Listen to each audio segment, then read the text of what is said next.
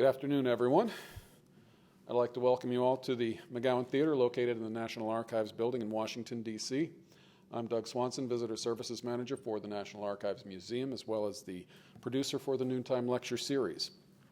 Before we begin today's author talk, I'd like to alert you to a couple other programs taking place in this theater next week. On Monday, May 18th at noon, naval historian Dwight Messmer will be on hand to talk about his book, The Baltimore Sabotage Cell, German Agents, American Traitors, and the U-Boat Deutschland during World War I. On Thursday, May 21st at 7 p.m., in conjunction with our current exhibit, Spirited Republic, Alcohol in American History, we will present a lively discussion of the HBO series Boardwalk Empire with Terrence Winter, the series creator. Joining Mr. Winter on stage will be members of the show's cast and crew. So to find out more about these and all of our other programs and exhibits, please take one of our monthly event calendars, which you'll find in the racks in the theater lobby, or you can visit our website at www.archives.gov/calendar. In December 1791, Virginia became the 10th of 14 states to approve 10 of the 12 amendments to the Bill of Rights, thus giving the document the two-thirds majority of state ratification necessary to make it legal. In December of 2016, the National Archives will be celebrating the 225th anniversary of the Bill of Rights. There will be a special exhibit entitled Amending America, which will showcase some of the 27 adopted amendments, as well as some of the 11,000 proposed but never adopted amendments. We will also present a series of lectures, films, and discussions focused on the Bill of Rights. Today's lecture, Freedom of Speech, Mightier Than the Sword by David K. Shipler, is the first program in this series. David Shipler reported for the New York Times from 1966 to 1988 in New York, Saigon, Moscow, Jerusalem, and Washington, D.C. He is the author of 6 previous books. Russia, Broken Idols, Solemn Dreams won the Overseas Press Club Award in 1983 as the best book that year on foreign affairs. Arab and Jew, Wounded Spirits in a Promised Land explores the mutual perceptions and relationships between Arabs and Jews in Israel and the West Bank. The book won the 1987 Pulitzer Prize for general nonfiction. Later, he was the executive producer, writer, and narrator of a 2-hour PBS documentary on Arab and Jews, which won the 1990 DuPont Columbia Award for Broadcast Journalism, and also of a 1-hour film, Arab and Jew Return to the Promised Land, which aired on PBS in August 2002. His book, The Working Poor, Invisible in America, was a national bestseller in 2004 and won the Outstanding Book Award from the Myers Center for the Study of Bigotry and Human Rights at Simmons College. He has just finished 2 books on civil liberties, The Rights of the People, How Our Search for Safety Invades Our Liberties, and Rights and Risks, The Limits of Liberty in Today's America. David has received a Martin Luther King Jr. Social Justice Award from Dartmouth, as well as honorary degrees from a number of universities. He was a member of the Pulitzer jury for general nonfiction in 2008 and chair in 2009. He's been a guest scholar at the Brookings Institute and a senior associate at the Carnegie Endowment for International Peace and has taught at Princeton, American University, and Dartmouth. Please join me in welcoming David Shipler to the National Archives.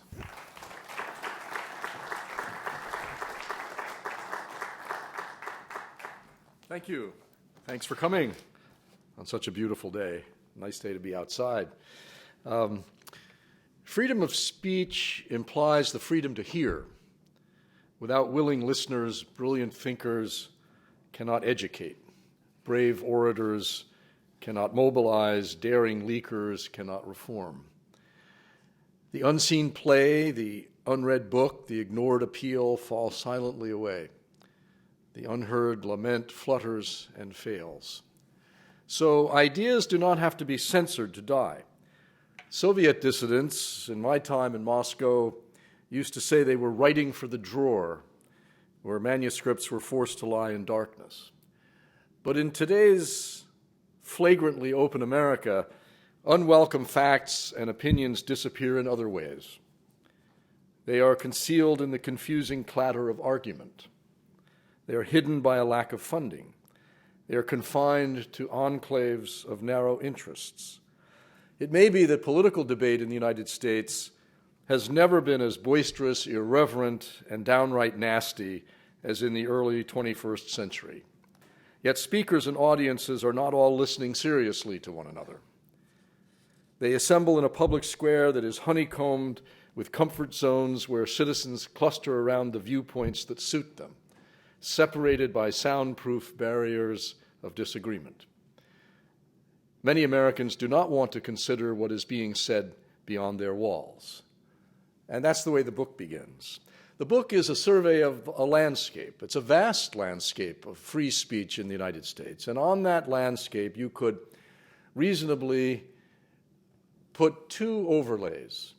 One, the legal overlay, and the other, the cultural overlay. And they don't coincide because the boundaries of each one are quite different. The legal overlay, which is protected by the First Amendment, which, as you know, restricts what government can do, not what private entities can do, is pretty broad. It's very difficult to run up against those limits. People do, but it's rare, and I'll talk about some cases where people do run up against them. But in a sense, that's a landscape that offers more expansive protection than in practically any other country in the world. Maybe it is the best in terms of law anywhere. But then there's the cultural landscape, and those boundaries are more complicated and somewhat fluid. Those have to do with norms and of behavior, with what's considered appropriate to say and not say about various ethnic, racial, religious groups. And we've seen those boundaries shift all the time, and people are punished sometimes in an informal way for stepping across the taboos, sometimes unwittingly. And I'll talk about that too a little bit. This is an exploration of the boundaries of the landscapes, in a sense, because you can't draw a map without the boundaries. So what I've done is to try to visit some of the struggles and skirmishes and conflicts about what can be said in certain circumstances along those boundaries, both legal and cultural, mostly cultural, actually. One of the boundaries can be seen in a school district in a suburb of Detroit, the Plymouth-Canton School District. It's a suburb of mixed ethnicities, various classes, and 3 high schools stand together in what they call a park, Salem, Plymouth, and Canton High Schools, with 6,000 students who move between the schools quite freely from class to class. It's a big operation. One day before a Christmas vacation a couple of years ago, Gretchen Miller, who was teaching an AP English course, told her 21 students that they could no longer read the book they'd gotten about halfway through, a novel by the British author Graham Swift called Waterland, because a parent had complained and the superintendent had summarily ordered the teachers over the previous weekend to withdraw the book from the curriculum, along with another book, one that I'm sure most of you are familiar with, Toni Morrison's Beloved, which was on schedule to be read later in that term. The students had been a lot of the students told me they'd been kind of pushing their way through Waterland. They'd found it ponderous, soporific, but now that they'd been told to return it to the book room, which few did, they found it suddenly intriguing. The local bookstore sold out, the library had to order more copies, and of course, as one librarian said to me in talking about this and other such cases, censorship is the greatest way to get kids to read. So what happened in this school district was very interesting, and I think quite telling about both the attempts to curtail reading or information flow, you could say, of certain kinds to some teenagers, and the very powerful resistance to any kind of curtailment by Americans who believe very fervently in free thought and free inquiry and free speech. A student had shown her mother a brief passage in Waterland about teenage sexual exploration, a passage that you could probably call graphic but not particularly erotic. Armed with a Xerox of the page, her father, who had not read the whole book, and her mother hadn't read it either, stormed into the superintendent's office. And the superintendent was galvanized by this and decided to just take that and Beloved out of the curriculum. The father also had some pages from Beloved, which were rather explicit. Well, there was a big uprising in the town because there was something called due process when a book is challenged, and the superintendent had ignored it. They had the process of a review committee and that sort of thing. And in the end, the review committee was convened, and two review committees, one for each book, and they decided that both books were certainly fine to be read by advanced placement English students. Those courses are supposed to be college level. But it was too late to get Waterland back in the curriculum. And that was unfortunate from the teacher's standpoint because the books had been chosen, those two books had been chosen to teach about postmodern nonlinear structure and a critical method called New Historicism. Now, all of this happened long after I went to school, so I had to get myself informed about what all that meant. Well, nonlinear structure is what it says, a story moving back and forth in time, not really following a chronological sequence.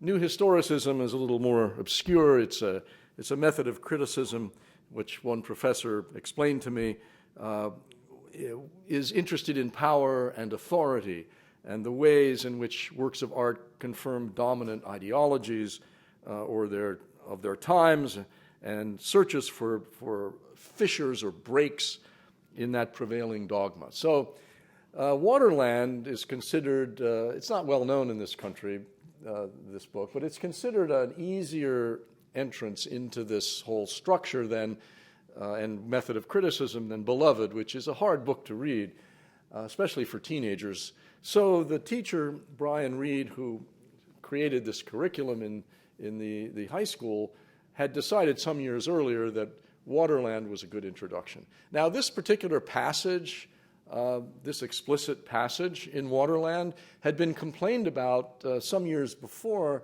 by parents, but not officially. I mean, they complained to Brian Reed, the teacher, so he solved the problem by pasting address labels over that paragraph.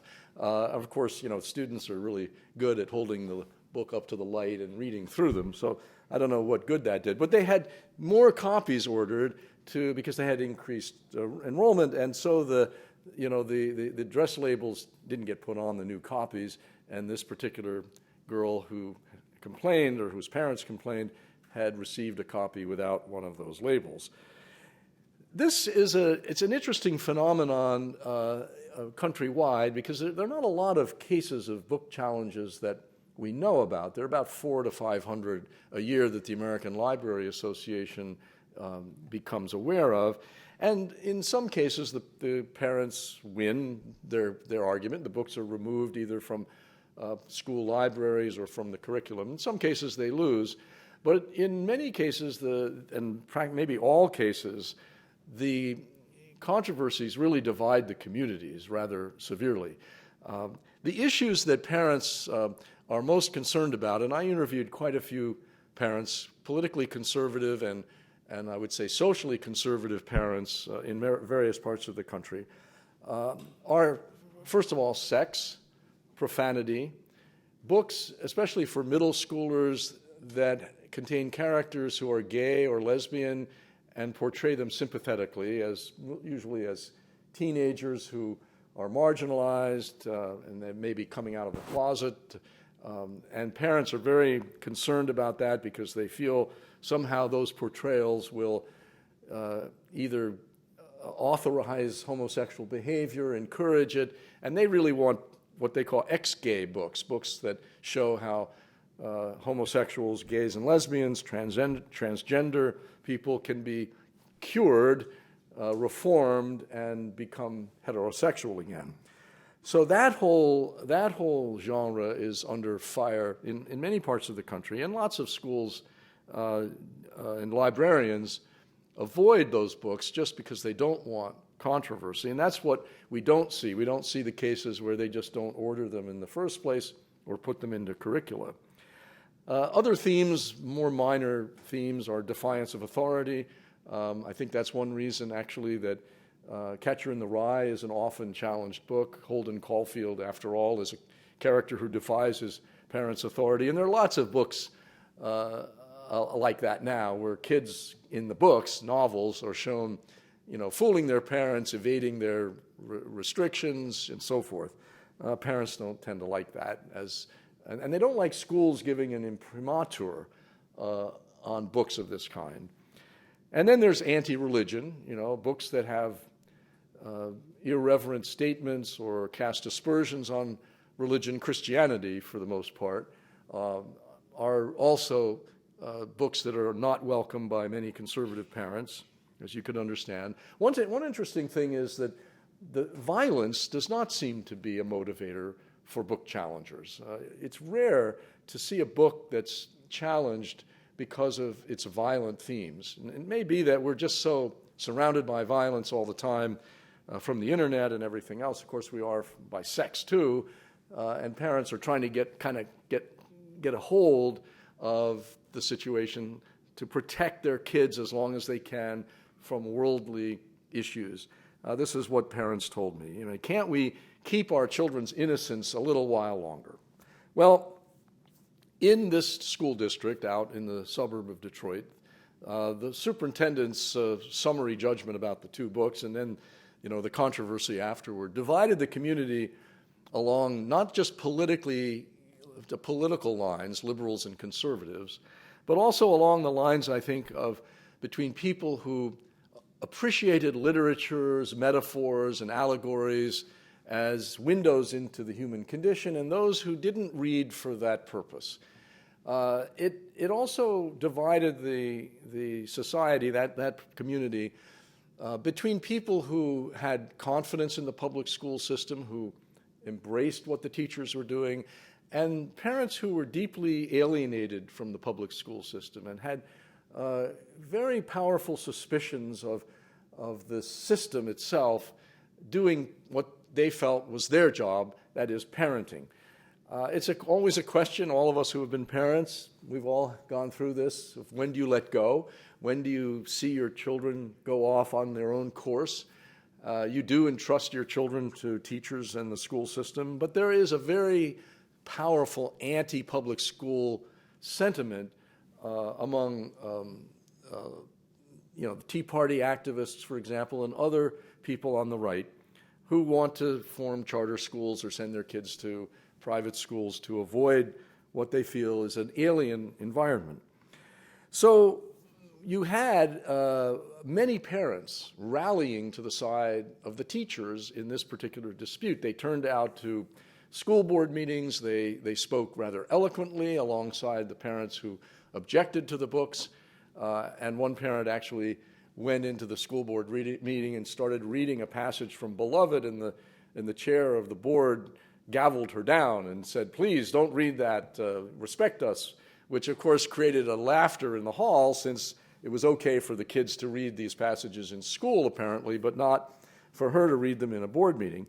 I mean, to give the board the chair a little credit here, I mean, the meeting was being streamed live online. Any kid could tune into it. But still, the parents who were objecting to the books found it ironic. Students of these teachers who had gone through the high school and who'd taken these AP courses and had read these books came from college to advocate for the books and to praise their teachers in a way that buoyed the teachers immensely. I mean, some of them said they didn't realize how much support they had in the community. And something else happened, which was really quite interesting. I went out and interviewed, all the classes of students who were reading these books and some of their parents. They started talking to their parents about what they were reading, which some of them had never done. But the parents, of course, got really interested. What are these books that are being banned? A term that's often used, an exaggerated term, I think, but nevertheless, that was the term that was thrown around. They weren't really being banned, unless you could say they were being banned from that particular course. They were certainly available and accessible to these kids, in a bookstore, online, e-books, anywhere, in a library. But still, the parents were curious, so they wanted to know. And some students had fascinating discussions with their parents. Both books deal with family history, so their own family histories were a topic of conversation. The usefulness of literature and its impact on perceptions about human foibles and all of the elements that you would want to have students thinking about in a course were talked about around many kitchen tables. It was quite fascinating, and the students who told me that this had happened were electrified by the new connections that they'd made with their parents. The fallout, and basically they won. I mean, that is the people who wanted to keep the books in won. The committees approved them. They're still being used. One of the teachers told me that without Waterland, the students had a really hard time with Beloved that year. But the next year, when Waterland was back in the curriculum, they moved more easily into Toni Morris's difficult, challenging prose in Beloved and understood the book in a much more profound way. Of course, when you deal with difficult subjects and complicated issues, incest, sexual abuse, and all of that, one could argue that it's probably better, for 17-year-olds to deal with those issues in a course with a skilled teacher than with just their peers or on the internet or so forth. And these are good teachers. I sat in their classes. They're the teachers we all wish we'd had in high school. They really are. But the fallout from this kind of controversy, even after a victory, can be quite unhappy. And in this case, it was both. Brian Reed, one of the teachers, told me just recently that during the conflict, he suddenly was unable to sleep. I'll read you part of his email. He told me that I could do this, and so I got his permission, and I think it's interesting and significant. He said, "I was happy to fight it and was wonderfully supported by the community, but these things take their toll. This was the beginning of what was to become an almost crippling state of anxiety. It was during the book challenge that I began having trouble sleeping and would find myself having panic attacks in the middle of the night. After that, they never really went away until I got on medication for them. I guess the feeling, despite the support, was that education had become very unsafe. It was an obvious battleground for political ideologies that didn't care about the damage that they caused in the process of achieving their agenda. I think most teachers are painfully aware that they can be thrust into a really nasty battle at any time because someone wants to wage a war. Most teachers don't want their lives turned upside down if they can help it. That last battle did me in." And he has stopped teaching AP English. He's gone down to teaching lower levels. However, he did say that if it all happened again, he'd probably fight the fight because he's stubborn. So how many teachers just don't include these books in the curricula because they think they'll create controversy? We just don't know. There was another controversy in a wealthy suburb of Dallas, Highland Park, where actually one of my books was challenged, The Working Poor, and that also got resolved, positively from the standpoint of the author. They put the book back in the curriculum. But the result was there that the school instituted rather onerous bureaucratic procedures for adopting books in courses. The teachers have to write a very detailed rationale for using every book, and they have to then convene a parents' committee, advisory committee, to review the book to make sure that it's acceptable, and that was done in the case of The Working Poor. They just approved it. But the result of that is that two teachers in the English department of that school have now resigned. One of them I've been in touch with has been hired by another school district, and other teachers apparently are looking around for other jobs because the political atmosphere in that very wealthy school district becomes something that they don't want to have to deal with. So that's one boundary, one place where there are skirmishes and confrontations. Another is right here in Washington, the edge of what is acceptable that can be said or reported, in this case in the press. I want to talk a little bit about what it's like to be a war correspondent in Washington these days. A war correspondent meaning someone who covers national security and reports on the war on terrorism. And let me read also from the beginning of this section just a couple of paragraphs that will sort of set the stage for it. I write this mostly from the viewpoint of whistleblowers or leakers, two in particular, Thomas Tamm and Thomas Drake. The name Thomas Tamm might not be familiar to you because he was never actually charged with a crime. He didn't commit a crime. He was investigated and put through quite a terrible ordeal, and it's had a very devastating effect on his career and his finances. But many people in Washington don't know the name, which is strange because he was one of the original sources for the New York Times story on the NSA's warrantless surveillance that ran in December 2005, I believe it was. Here's the beginning. Thomas Tamm caught the first whiff of smoke, in a way. What he read as he sifted through secret communications in an office at the Central Intelligence Agency was a telltale sign of the conflagration that would eventually consume the moral standing of his country. He told no one. He said nothing to his colleague in the office, and his colleague, who had surely read the same things, said nothing to him. They went methodically about their business, keeping their silence.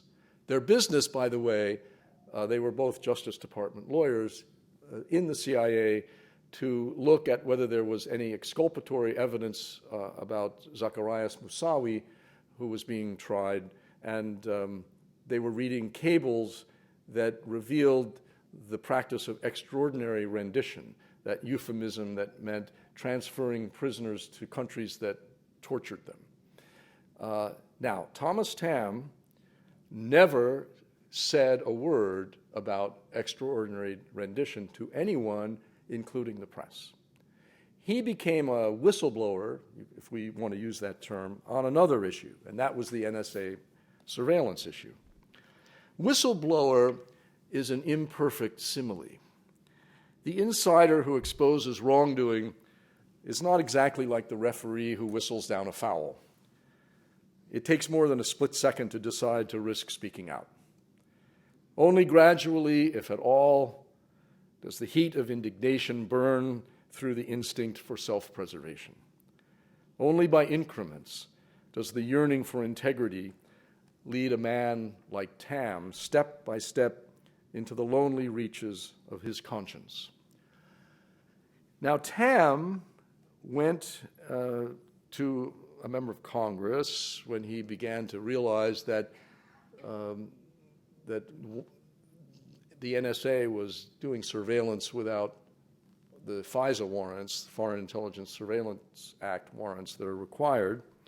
And the details of this I'll skip over. You can read about it all if you're interested. He gradually became aware of this and ultimately contacted Eric Lichtblau at the New York Times. He came under suspicion after the story ran, and he and lots of people came under suspicion in the Justice Department. Lots of people were interviewed by the FBI, and his home was searched. And I don't know if any of you have been on a search warrant. I have, and it's even with the warrant and legally, and everything, it's a brutal thing just to watch. I mean, the police go in this case the FBI, and they turn everything out, empty drawers, under mattresses, bookshelves, everything. I mean, it's really quite intrusive. So it's traumatic. So he went through this. He was investigated by the FBI, never charged, and he maintained his posture of rectitude, or legal rectitude, as he saw it, because his father's voice kept echoing in his mind. His father was a very high FBI official and had reacted very badly after his retirement to the discovery of the FBI's COINTELPRO operations in the 1970s, the domestic spying, and thought that the FBI was damaging its own integrity and reputation.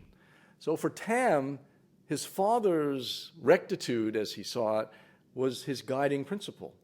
Now, his father was not alive while all of this was going on. Who knows how his father would have reacted to Tam's disclosure to the press about it. But nevertheless, it was an interesting kind of legacy that his father had left him, perhaps unwittingly in this particular case. Another official I write about was Thomas Drake, who was an NSA official who saw what he felt after 9/11 were two basic issues that he felt needed to be reported.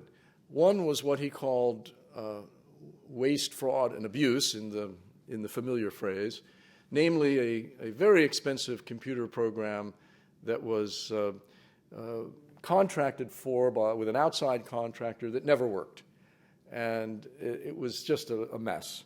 The other was the turning of the NSA's surveillance capacity inward after 9/11 to monitor Americans' communications or communications inside the country.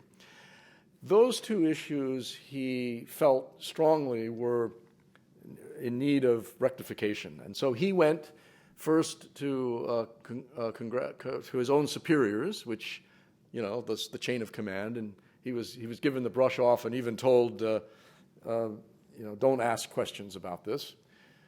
He then went to congressional committees that were investigating 9/11, and he disclosed this in closed hearings, classified information. And he then was an anonymous reporter to the Inspector General of the DOD, and there were other named NSA people who were on the complaint as well, but they had resigned, they'd left. Drake decided he had to keep his name anonymous, but the NSA was quite aware of what he'd done because a lot of the conversations and the documents and all that were done in the NSA. I mean, the Inspector General's person would come and they had a room, and so Drake would go, and it was pretty obvious, to the NSA people what was going on. And gradually he was he kind of was just stripped of his duties. He had an office, but nothing to do much. And this began to get worse and worse and worse until Drake went to Siobhan Gorman of the Baltimore Sun, who had been covering the NSA as kind of a local story in Baltimore. And he contacted her through Hushmail, encoded email, and they had communications, and he began to give her some information about the two issues that I mentioned. And she wrote stories, and that, of course, alerted the investigators, and they began to look into his whole situation and his colleagues too, and basically went after Drake with a charge. They indicted him under the 1917 Espionage Act, which was enacted to facilitate prosecution of opponents to the United States entry into World War I. It's never been used as much against leakers as it has by the Obama administration. I'm sure you've all seen this line many, many times in every story that's ever written these days about it. And it's quite interesting that it's being used now because it's not really, most lawyers that I know regard it as a problematic statute, and one that really is more appropriately directed at real spies than people who leak to the press, for reasons that we could get into if you'd like. But basically, it's been revived as a tool of the prosecutors, and it's been fairly successful, either in forcing guilty pleas or actually a conviction. For example, in the Jeffrey Sterling case, the CIA CIA official who was just sentenced yesterday to 3.5 years for giving information to James Risen of the New York Times about what he regarded as a botched sort of plot to feed defective plans for a particular component of nuclear weapons to Iran. So, but in Drake's case, it got really pretty serious too. And he was told, Mr. Drake, if you don't start cooperating, we have enough evidence to put you away for life. He was searched. His house was also searched. He knew it was coming because his colleagues' homes had been searched. The FBI spent all day. They shredded the house, as Drake said. They used metal detectors in the backyard to see if he had any buried containers. They probed a false ceiling in the basement where some years earlier he had put mouse traps, and the mouse traps were going off clack, clack, clack, which brought a little comedy to a grim day. And then nothing happened, except several years of interrogations and these threats of life imprisonment. And in the end, the government, the judge found that the information the government said was classified, that he had supposedly conveyed to the reporter, was not classified. And the government could have appealed that particular ruling, but chose instead to offer Drake a plea. And Drake, fearing that this could go on for many, many years, he had already had to withdraw a lot of his retirement savings, paying the tax penalty. He had lost his government pension because he was out 5 years before retirement. He had lost a good job. He figured he better just take the plea, which was minor. It was unauthorized use of a government computer, which the judge refused to sentence him to jail for and refused to fine him anything for. He was put on probation, I think, for a year or so, or community service, and he did his community service by interviewing vets of various wars about their experiences for the National Archives Oral History Project. So it was actually a pretty interesting experience for him. But Tom Drake, who's an extremely bright computer specialist and an intelligence analyst who had worked in military intelligence as well and in the CIA before, now works at the Apple Store in Bethesda, where he's also very good, by the way. And he likes the job, but he's making about $50,000 a year, which is about, a third of what he was making before. So people who win, and he won in a sense this particular thing. Tam couldn't go back to the Justice Department. He now picks up assigned cases in Montgomery County, Maryland, as a defense attorney, although he really wants to be a prosecutor. People who win don't really win so much. They win for all of us in terms of the information that we can obtain. And I'm not suggesting that there is no room for really classified secrets that shouldn't be distributed. I think that certainly is. But many of you here probably know the problem of overclassification in Washington, and this has really hit the national security correspondents quite hard. I talked to quite a few of them, and I asked them what they did to protect their sources. One thing that that I learned was that in this age of extensive surveillance, subpoenaing a reporter to identify his or her source is not quite as essential as it once was, because there's the metadata that can be collected. That is, the phone numbers that you've called or that have called you, the email addresses you've communicated with, the subject lines, by the way, of emails, which are included in the metadata, and other documentation. So, for example, credit card statements that show what restaurant you were in at a certain time, and that kind of thing. And Jim Risen told me, about a year or so ago when I was talking to him about this, that, he thought that it wasn't true that they didn't need the reporter's testimony because all of that information is circumstantial. It doesn't have the content. So you can't really prove a case just by showing that two people were in the same place at the same time or had a telephone conversation. Unfortunately for Jeffrey Sterling, that proved not to be an accurate assessment by Jim Risen. He refused to identify his source, and I don't know whether his source was Jeffrey Sterling, by the way, but nevertheless, and the Justice Department, as you know, backed off in attempting to force him to do so. Risen said clearly he would go to jail before identifying his source, and I believe that he would have. But they tried Sterling anyway without Risen's testimony, and Sterling was convicted by a jury on the basis of the evidence that was presented, which was, as far as I could tell, I didn't read all the court documents, but looked kind of circumstantial. So what do reporters do about all this? Well, first of all, there are some guidelines that they've adopted, and they wouldn't tell me. I'm not working in this field, so I don't know myself. They wouldn't tell me all the whatever tricks they have, but from what I could gather, what they do, first of all, is to avoid substantive conversations by email or by telephone. Some use burner phones, that they can throw away, but that's difficult because then people can't call you back as easily. I mean, the numbers expire and so forth. They generally try to avoid using their credit cards if they go for coffee with a source and they pay in cash, so there's no record of their having been there.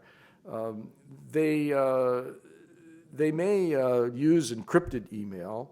One told me that he never typed out his notes. He always used handwritten notes only, and then destroyed them. So they couldn't be subpoenaed, and nobody could pick them up electronically.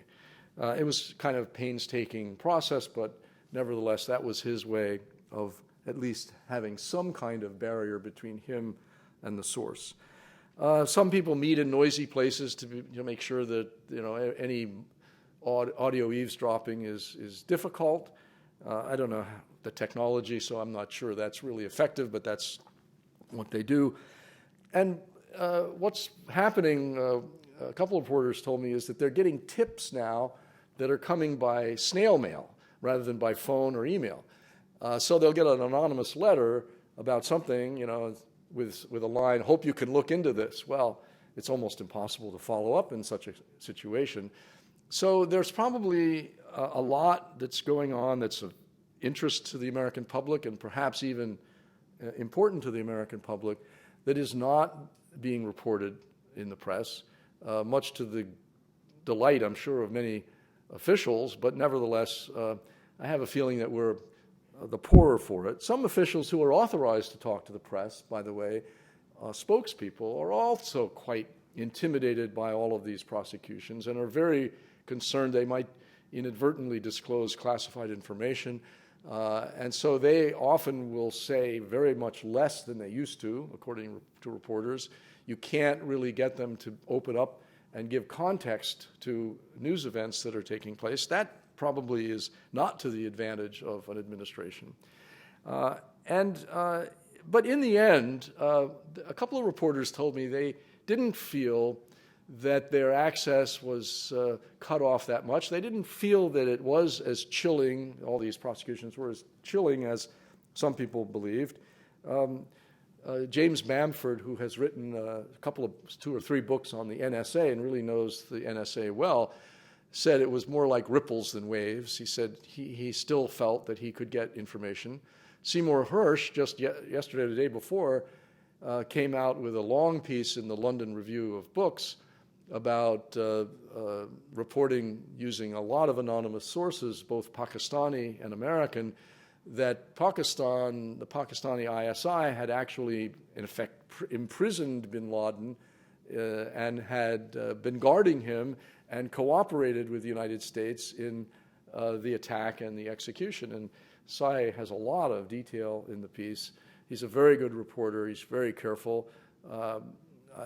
It's credible, and it means that, and he told me, actually, I talked to him while he was working on this, that you don't underestimate the well-integrated official who doesn't want to be a whistleblower, but wants to get the story out. That is, who fully intends to remain in the establishment and succeed professionally, and still, nevertheless, is willing to give you some information. So I think that the gloom and doom is not quite as dark and horrible as some people have portrayed it. I think that we still are getting information. I think Sy Hersh's story is a perfect example of that. Nevertheless, it's intimidating to a lot of officials and scary for many reporters too. not all of whom are really looking forward to going to jail for not revealing their sources. And reporters do take very seriously commitments they make of confidentiality by and large. I have to tell you, Jane Mayer of The New Yorker told me that she wrote a lot about torture early on. She told me that she really felt quite inhibited in reporting a lot of stuff that people told her. I mean, first of all, she said you can't check it out by going to others, because then you're, in a sense, revealing that almost revealing the identity of the person. She says you sometimes have to contact people not directly but through their friends, who might then say, okay, I'll get in touch with the person and so forth. So you're kind of going in a circuitous route. The news business is suffering financially. It doesn't have the resources that it used to mount long investigative projects with lots of reporters on salary doing nothing but research and not writing much. So I think generally the country is at a loss in this. And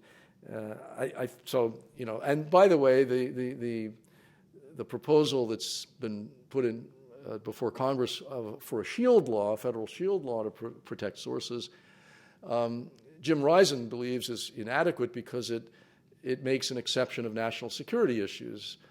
So that's about 95% of the reporting that does need protection. So somewhere in here there probably ought to be some careful thinking about balancing the government's need for secrecy in certain situations against the public's need to know. It's complicated, not simple. I'm not an absolutist on it myself, but we need to do it.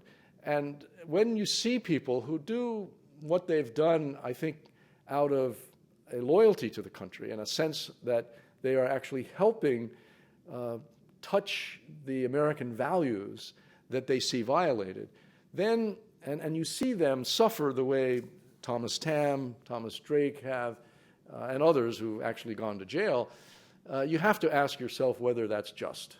So, and my answer would be no, it is not. And it is also detrimental, I think, to our interest as citizens to know as much as we possibly can about what our government is doing. I'm going to stop there. There are other examples. Let me just mention a couple of others that I've written about. One is Theater J in Washington, which is in the Jewish Community Center, which had a big confrontation about the kinds of plays that it put on. How edgy could they be? How questioning could they be about Israel's morality and all of that? And that's been an ongoing problem, which was, which had an unhappy ending with the firing of Ari Roth, who was the artistic director of Theater J. But it may have a silver lining in that he has formed a new theater company called the Mosaic Theater Company, and if you can get enough money to make it work, which is a question, it will put on lots of different interesting plays about racial issues, Arab-Jewish relationships, and so forth. So the Washington public will be able to see some of that. I wrote a lot about the internet and how it's used by people who spread racial and religious stereotypes. So I have a chapter on racial stereotyping, particularly focused on Obama, both the blatant and the subtle, because they exist, these stereotypes, along a spectrum, and a whole chapter on the anti-Islam industry, whose most visible member we've just seen, Pamela Geller, hold the cartoon contest out in Texas that was attacked. And what I did there was try to drill down into the sources of their assertion that the Muslim Brotherhood is attempting to take over America by stealth and infiltration.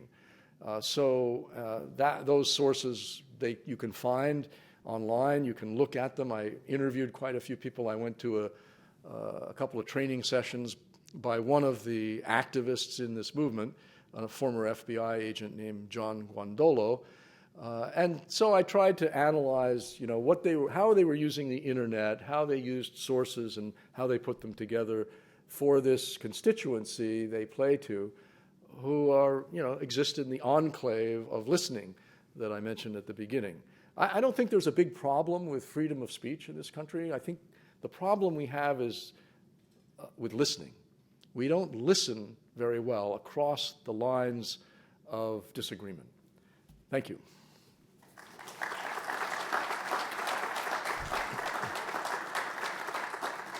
So I guess we have time for some questions or comments. They don't have to be questions, reactions, observations, whatever you would like to say is fine. Freedom of speech, you know. Anybody have anything? Is there? Yes. Hi. Hi. Who would you place responsibility on for the crackdown on whistleblowers and journalists? Is it President Obama himself, or intelligence agency officials, or the Attorney General, or who? I have no inside information. I can only speculate. I would say that, from what I understand, intelligence agencies, of course, are jealous of their prerogatives of secrecy and get very exercised when one of their own violates the rules. So there has to be pressure from the NSA, from the CIA, on the Justice Department to prosecute. And the Attorney General does have to sign off on these. So Eric Holder was certainly responsible. And one of the reporters I talked to, I think it was Scott Shane of the New York Times, told me that Holder had said that he was sorry that he signed off on the Thomas Drake prosecution. I don't know if that's accurate, but it could be. So, but I don't know that you can absolve President Obama. I'm sure that he could say to his Attorney General, don't do this. Jane Mayer told me that she was told by a high administration official as soon as Obama came in, when she was asking, are there going to be prosecutions for the torture, that you don't need a new young president with no national security credentials doing something that might create a rogue CIA, is the way it was put, which is a bit of a chilling thought in and of itself.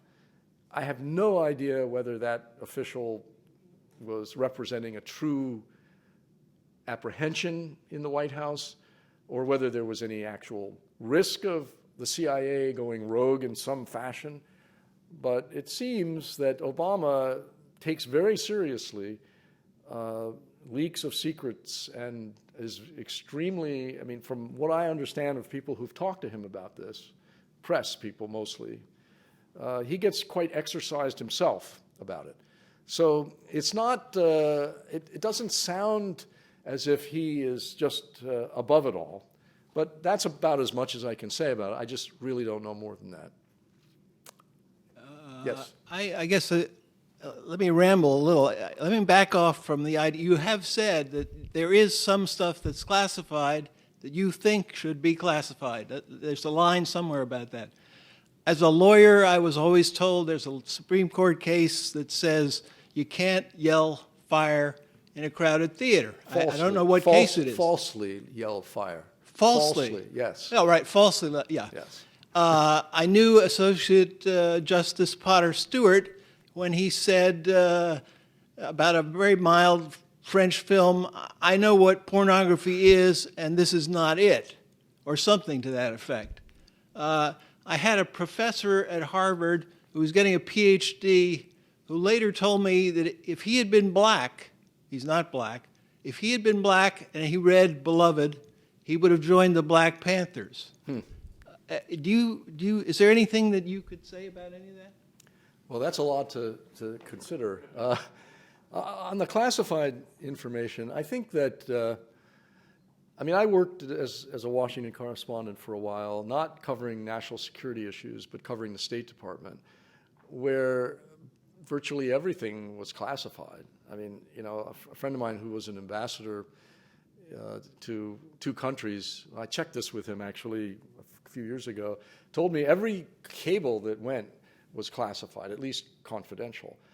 So there is a problem of overclassification, and that is the first thing that I think needs to be addressed, and seriously so. So once you do that and you restrict classification to issues that are truly germane to national security in an immediate sense, and not just embarrassing to the government, you've probably gone a long way toward addressing this problem. I go back to my experience with the Israeli censors when I covered Israel. The censor, first of all, only certain subjects were had to be reported to the censor before you sent the stories to your newspaper. They had to do with military issues, any security issues, oil deliveries, and immigrants from Arab countries, interestingly enough. And my experience with the censor was that they were very sharply focused on what they considered damaging.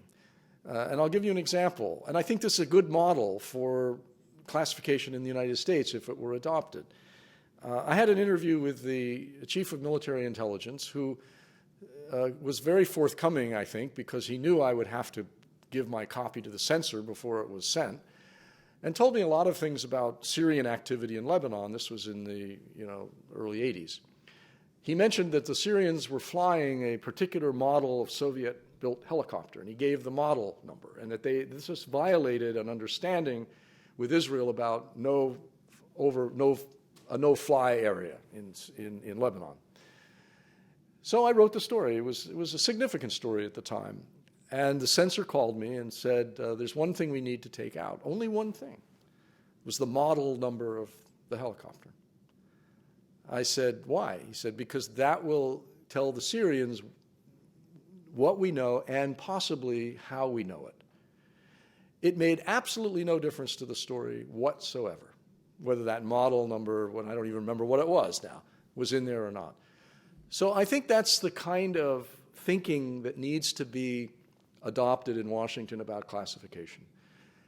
Then when you get into the question of, well, who decides and does the press, who elected the press to decide, I think there are two things you could say about it. One is that actually editors generally are rather careful and responsible, in my view, sometimes overly careful, in listening to an administration's pleas not to report something. You know, the NSA warrantless surveillance story sat, for at least more than a year before the Times published it because of pleas from administration officials. They published, I think, only because Reisen's book was about to come out in which he mentioned it. And that was one of the reasons that Edward Snowden didn't give anything to the New York Times. You know, he went to the Financial Times first, and the Washington Post. So, because a leaker doesn't want to take the risk unless the story's going to get out. I mean, why do it unless you get it out?